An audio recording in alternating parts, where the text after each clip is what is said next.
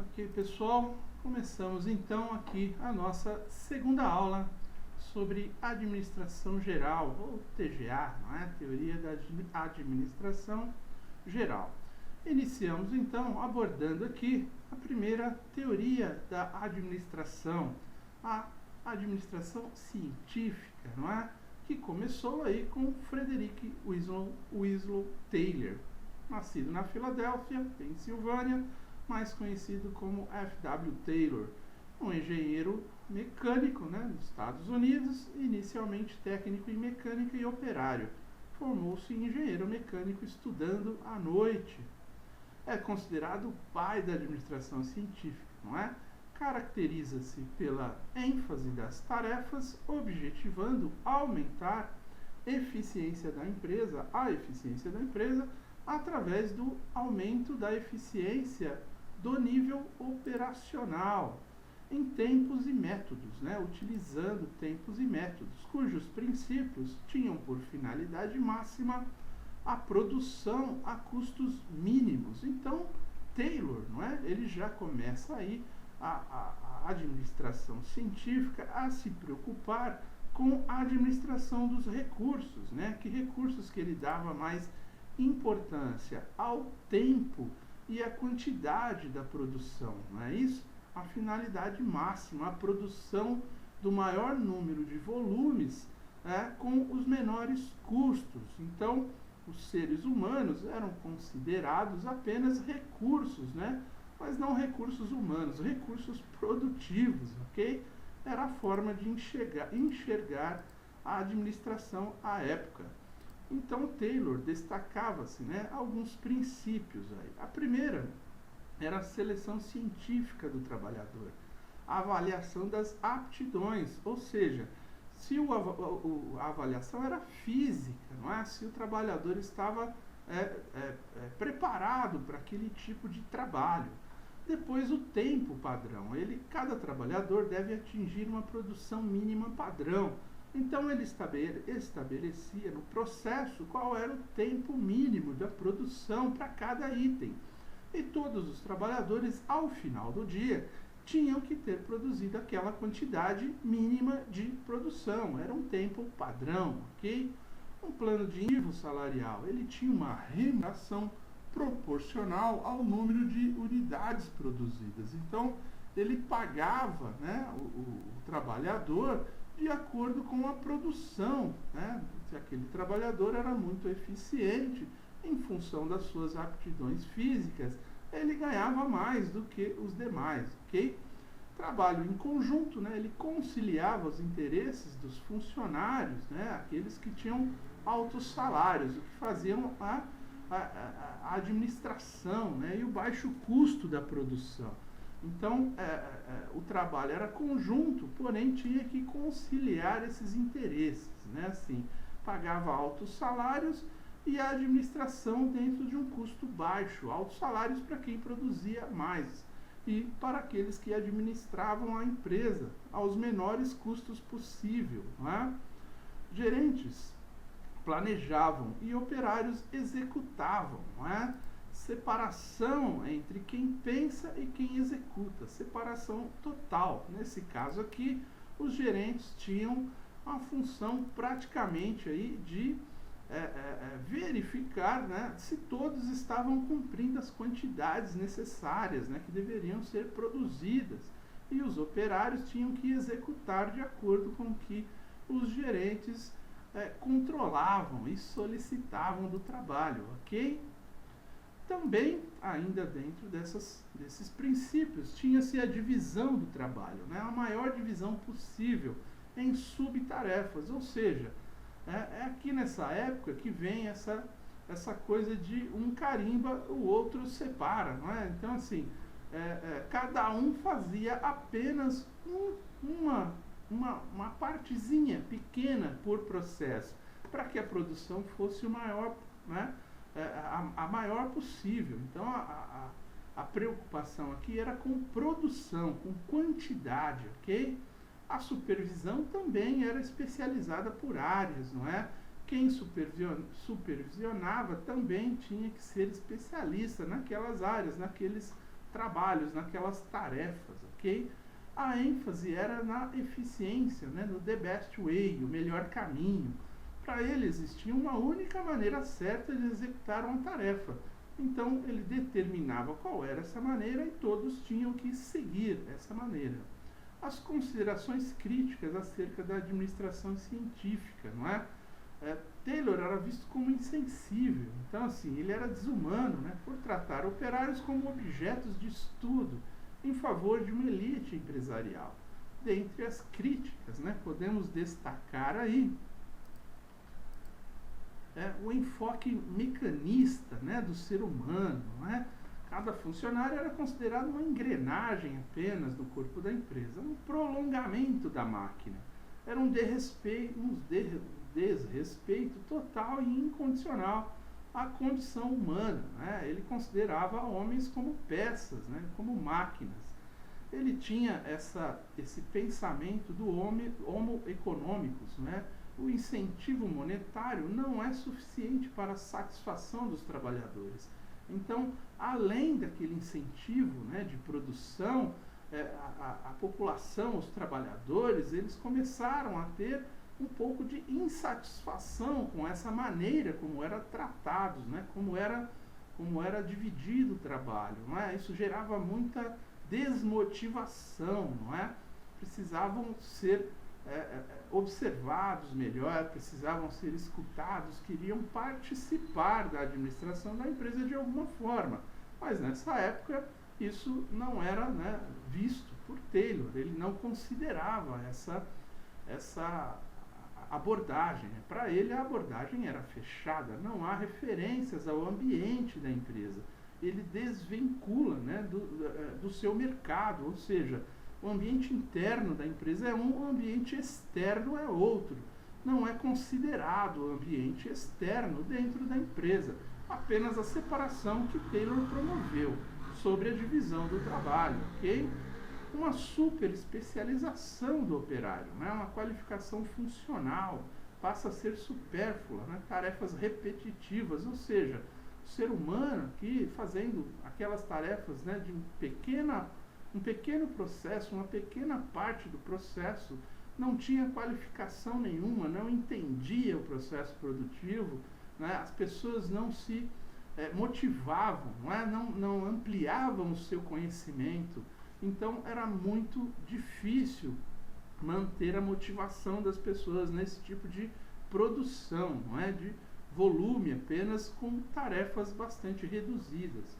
Exploração dos empregados, né? Era um estímulo à alienação dos funcionários em prol dos interesses patronais, ou seja, você deixava ali os trabalhadores cada vez mais ignorantes, né? Fazendo tarefas pequenas, participando muito pouco, não se envolvendo na empresa, enquanto os patrões ganhavam muito com isso e os operários pouco.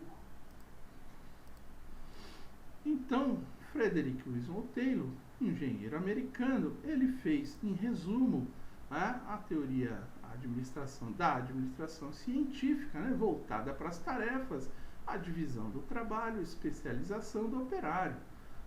Conforme falamos, né, o estudo dos tempos e movimentos, ele calculava qual eram os tempos e os movimentos que cada operador tinha que fazer. O estudo da fadiga humana, ou seja, o quanto cada posto de trabalho deveria trabalhar, deveria produzir por dia, não é? O desenho de cargos e salários, não é? De forma bastante achatada, não é? Os operários e os gerentes, não tinha subníveis, praticamente uns ganhavam muito e outros muito pouco. Incentivos salariais e prêmios de produção, não é? Então ele considerava o homem apenas, se o cara quiser dinheiro, ele trabalha mais e ele ganha mais. Caso contrário, não era como ele considerava um homem econômico, né? Um homem econômico. E a padronização, né? Então, todos os processos com tarefas bastante reduzidas, todos produzindo, né, de uma única forma, fazendo sempre tarefas bastante reduzidas. Então, basicamente, o início da administração, a administração científica, surgiu nesses conceitos, nesses modelos, ok? A partir daí, então, nós veremos as outras teorias, né? Uma delas, a teoria clássica, já, né, paralelamente aos estudos de Taylor. Henri Fayol, né, Jules Henri Fayol, defendia princípios semelhantes na Europa, cuja base era a sua experiência na alta administração. Fayol fazia, né, tinha uma visão da administração diferente da de Taylor, não é? Enquanto Taylor olhava a administração de baixo para cima, né, de forma de dar lucro, vamos dizer assim, Fayol, né, tinha uma visão diferente. Ele olhava de cima para baixo, né? Sua grande contribuição ficou centrada em sua visão abrangente sobre as funções básicas da organização. Função técnica, né, área de produção. Função comercial, área de marketing. Função financeira, hoje também, né, mesma denominação, continua sendo financeira. Função de segurança, né, a área de recursos humanos incorporada. Você vê que ele trata como funções e não como processos, tá? Função contábil, não é? Até hoje, a mesma denominação. E a função administrativa. Ele já considerava o administrador aqui como gestor de recursos, né? E até hoje é assim. A teoria clássica, né, dentro da função administrativa, Fayol definiu as 5 funções básicas de um administrador, relacionadas aqui. A primeira era prever, não é? Trata da avaliação do futuro, da elaboração de programas de ação, do planejamento estratégico da empresa. Então, o administrador, ele se preocupava nesse ponto 1, na previsão do futuro, não é isso? No planejamento estratégico da empresa. Já olhava, então, aqui ambiente externo e ambiente interno, ok? A organização, né? Trata da composição da organização, tanto material quanto social, ou seja, como eram divididas, né, as funções, as tarefas, os cargos, como ele organizava cada uma dessas funções dentro da empresa, não é? Comandar, trato do alto, né, do ato de orientar e dirigir o pessoal. Então, os administradores, eles tinham a função de dar ordens, aqui também, tá? E os operários seguir as ordens, executar, tá? Então, uma característica direta dos administradores era comandar. Isso na visão de Fayol. Coordenar trata do ato de harmonizar todos os esforços da organização. Ou seja, aqui ele já estava falando de coordenação de processos, né? Mesmo ainda tratando como funções, você tinha que harmonizar todas essas funções para que todos caminhassem na mesma linha do planejamento estratégico da empresa, não é? Todos pensassem, não é, apenas no resultado, olhando para resultados, sem pensar nisso ainda de forma direta, né? Assim, pensando em resultados. Ele estava mais preocupado aqui com essas funções, né? Trabalhando de forma harmoniosa, umas integrando com as outras, né? Ou uma finalizando aonde a outra deveria começar, enfim, ter um ambiente harmonizado dessas funções e controlar, né? É o ato, né, de verificar se todas as ações estão sendo executadas dentro das normas estabelecidas, ou seja, então organização, planejamento, organização, comando, coordenação e controle. Então aqui Fayol já estabelecia na teoria clássica, né, todos os fundamentos da administração de empresas que persistem até os dias de hoje, ok? Cabe ressaltar ainda que nessa teoria clássica, né, ela entende a organização como uma estrutura, tá? Não como um organismo, né? Uma coisa que funciona por si só. A estrutura não, a estrutura depende de níveis, né? Um comanda, o outro age, o outro manda, o outro faz, ok? Ok? Nesse tocante, o modelo de estrutura, né, definido por essa escola foi o modelo piramidal, muito utilizado ainda nos dias de hoje. Ou seja, você tem na parte de cima da pirâmide o comando, né, e na medida que a pirâmide vai abrindo, né, o espaço, vai aumentando o espaço para baixo, você vai separando os níveis gerenciais, né? Diretor, gerentes, você vai estabelecendo como a organização quem manda em quem, como as ordens devem ser seguidas de cima para baixo, tá? Fayol relacionou 14 princípios que podem ser estudados de forma complementar, incluindo-se nesse contexto a divisão do trabalho defendida por Taylor, lá atrás, né, para os cargos técnicos, não é?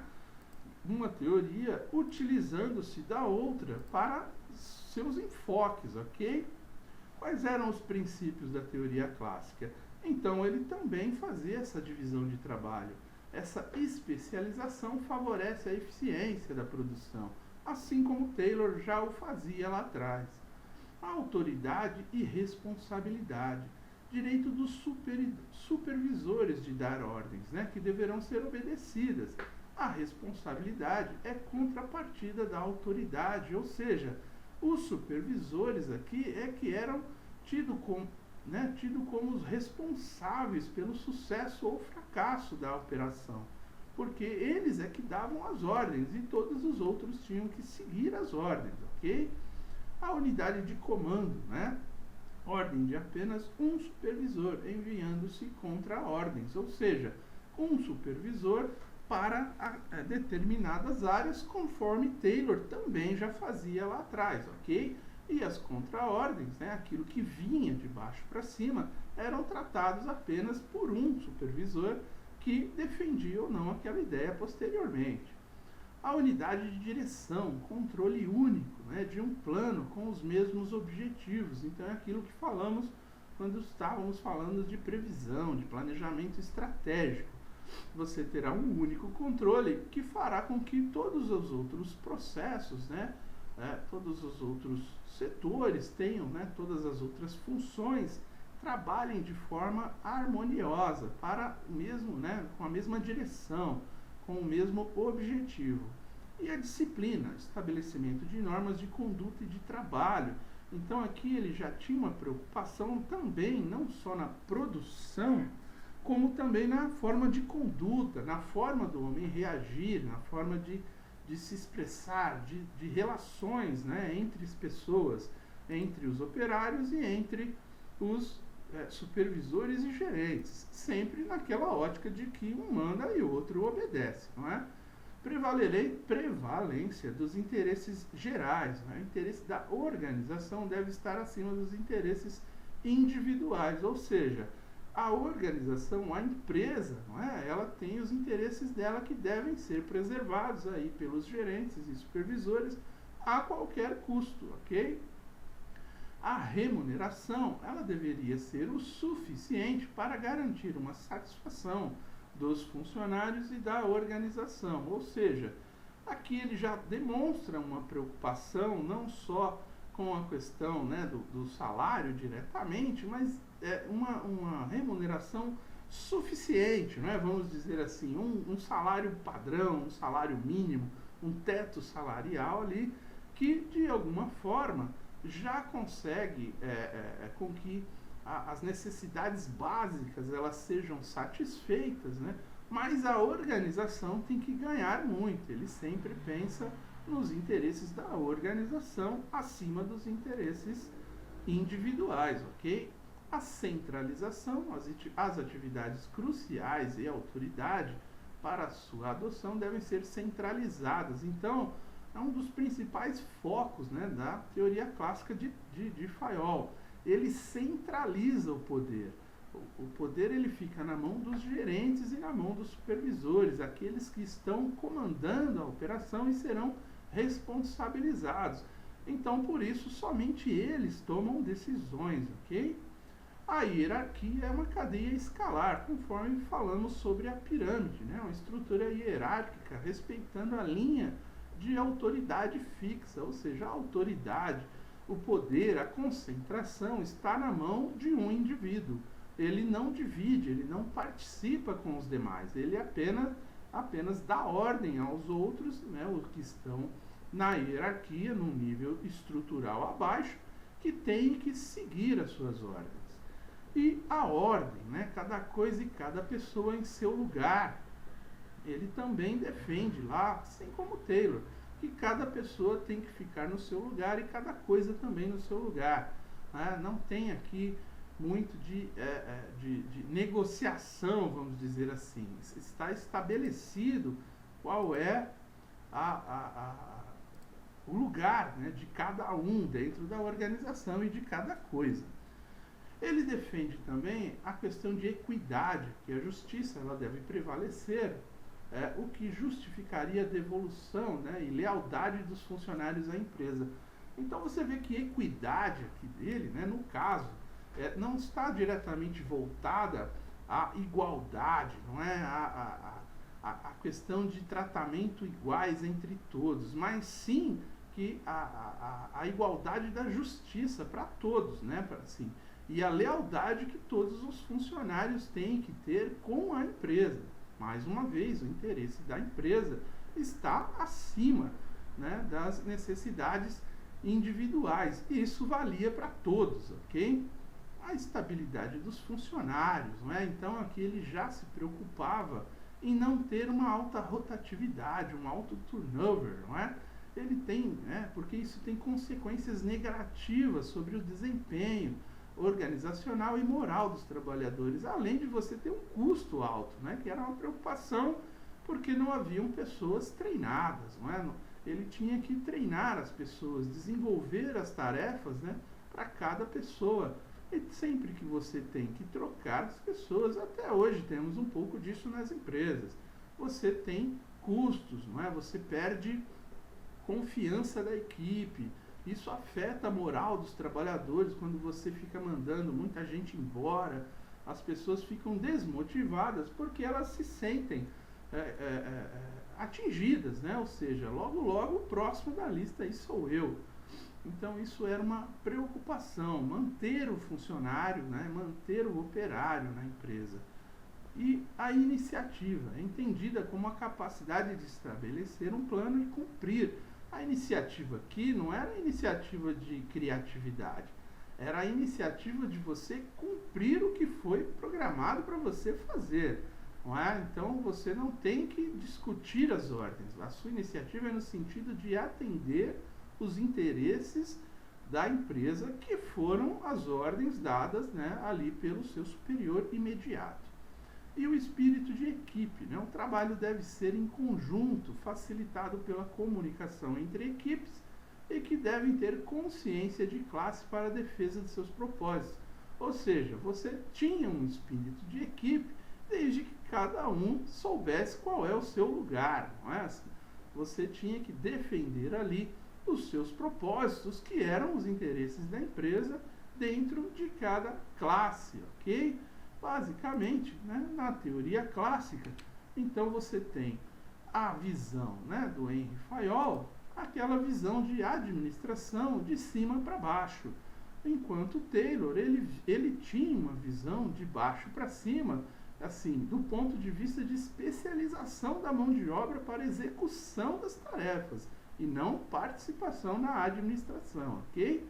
Então esse francês, o Fayol, ele basicamente via como as funções do administrador a previsão, a organização, o comando, a coordenação e o controle, conforme vimos, né, anteriormente. Perfeito? Qual era então o resumo, né, dos seus princípios? Não é? Também a divisão do trabalho, a autoridade e responsabilidade dos supervisores e gerentes, a disciplina, a unidade de comando, unidade de direção, não é? Subordinação do interesse particular ao geral, ou seja, ao interesse da empresa. A remuneração, não é? Aquela suficiente, o teto mínimo ali, a centralização das decisões, a hierarquia rígida, a ordem, não é? Cada coisa no seu lugar, a equidade do ponto de vista de que todos teriam o mesmo tratamento, a estabilidade do pessoal para evitar, né, demissões e o turnover, a iniciativa, né, que cada um deveria ter iniciativa para seguir os planos, né, e as ordens da empresa, e o espírito de equipe, não é? Todos aqueles que faziam parte da equipe tinham que ter a mesma atitude, né, o mesmo mesma forma de reação, ok? Muito bom. Então, assim, finalizamos nessa segunda aula a teoria clássica, ok? E iniciaremos a próxima aula, então, abordando já a teoria da burocracia. Até aqui eu agradeço. Até mais. Muito obrigado.